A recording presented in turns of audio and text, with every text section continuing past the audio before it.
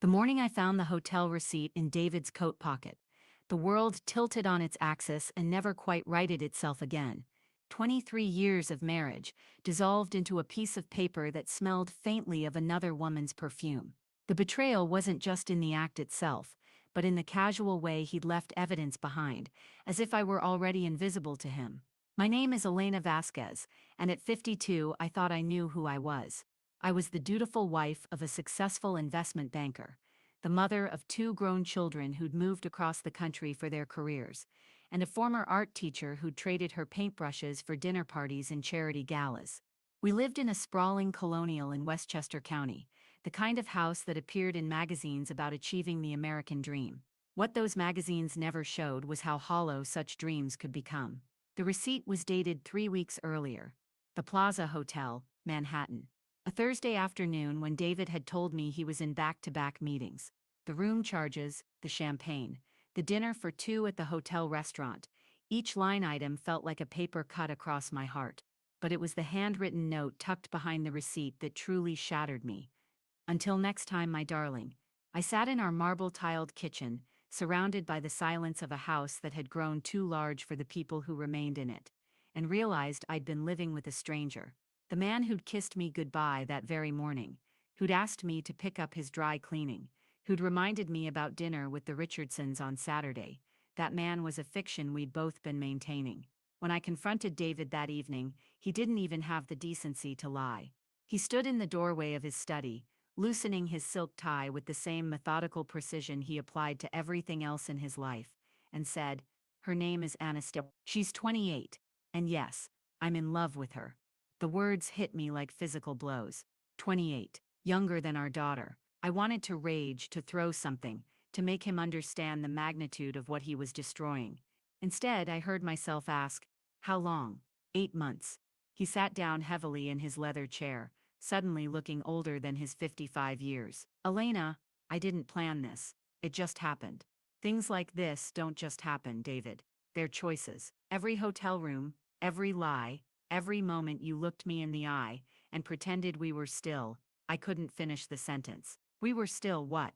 Happy? We hadn't been happy in years, but I'd thought we were solid, permanent, like the foundation of the house we'd built together. "I want a divorce," he said simply. Those 4 words cleaved my life into before and after. Before, I was Elena Vasquez, wife and mother, keeper of traditions, and maker of memories. After, I was a woman standing in the ruins of everything she'd believed about herself. The next months passed in a blur of lawyers and mediations, of dividing assets and memories with surgical precision. David moved out within the week, taking only his clothes and his guilt. He left behind 23 years of photographs, wedding china, and the antique mirror from our honeymoon in Italy, all the props of a marriage that had apparently meant more to me than to him. I discovered that Anastasia was a marketing executive at David's firm. She had honey blonde hair and a degree from Wharton, and a laugh that I heard echoing through David's phone calls when he came to collect his things. She was everything I'd never been: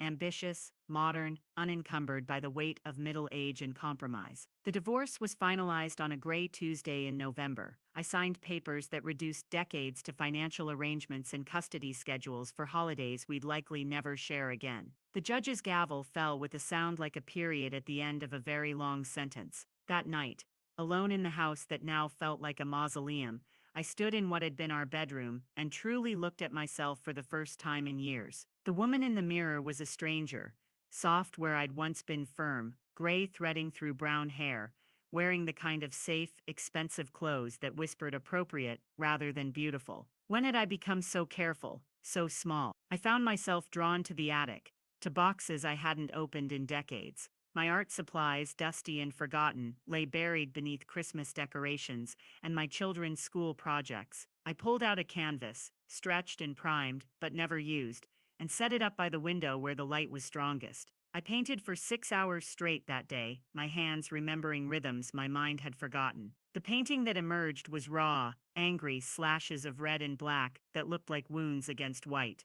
It was the first honest thing I'd created in years. Winter settled around me like a cocoon. I painted every day, sometimes forgetting to eat, losing myself in color and texture, and the simple act of creation. The house filled with canvases, some beautiful, some terrible, all true. I painted my rage, my grief, my slow-growing sense of liberation. I painted the woman I'd been and the woman I was becoming. Spring brought an unexpected visitor. Maria Santos, the director of a gallery in Soho, had been a student of mine 15 years earlier. She'd heard about the divorce from mutual friends and came to check on me. She found me in the sunroom I'd converted to a studio, surrounded by months of work. Alina, she breathed, moving from painting to paint. These are extraordinary. When did you start painting again? When I remembered who I was, I said. Maria arranged my first show in 25 years, Metamorphosis.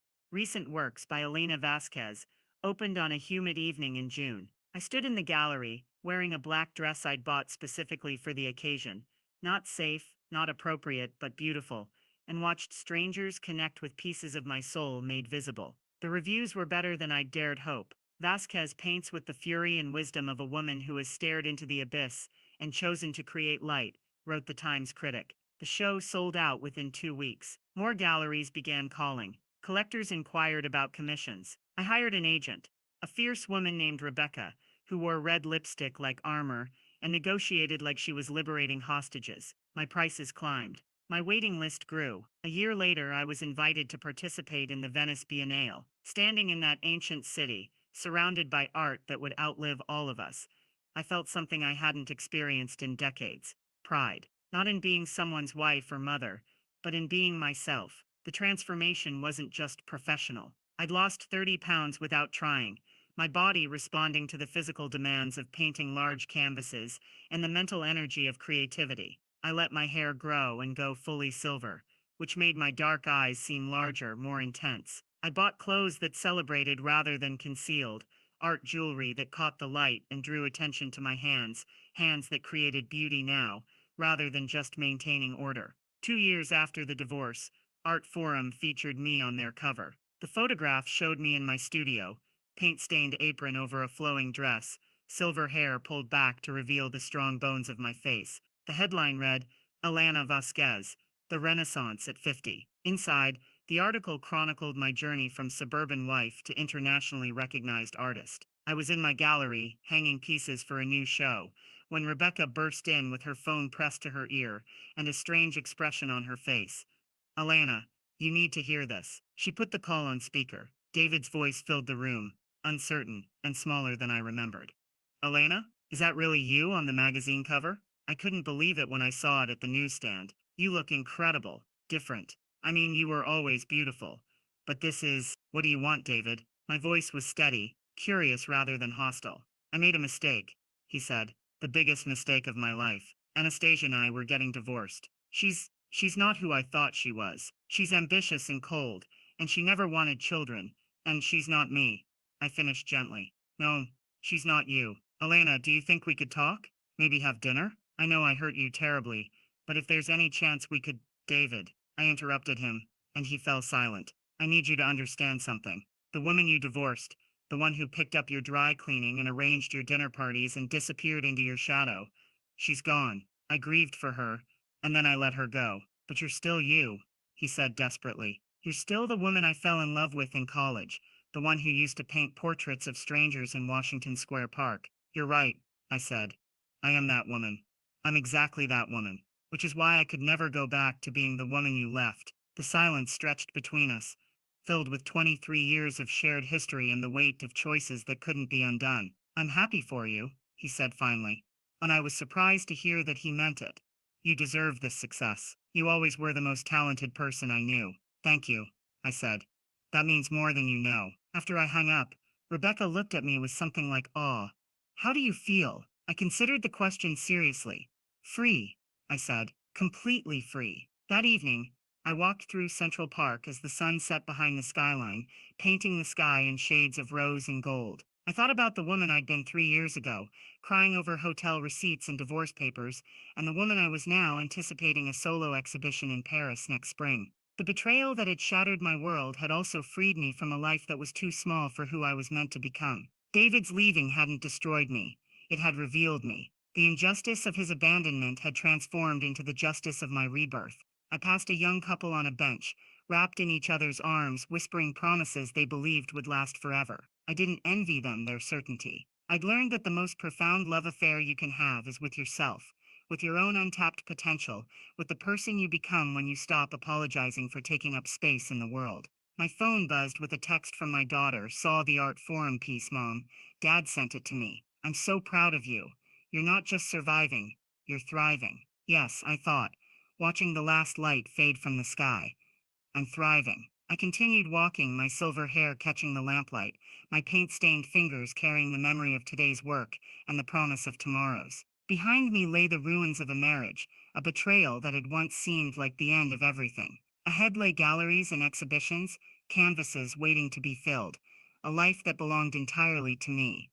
The woman who'd been left behind no longer existed. In her place stood someone stronger, truer, more whole. Someone who'd learned that sometimes the greatest gift you can receive is the ending of something that was never quite right for you. I smiled, breathing in the cool evening air, and walked home to my studio, where a new painting waited to be born.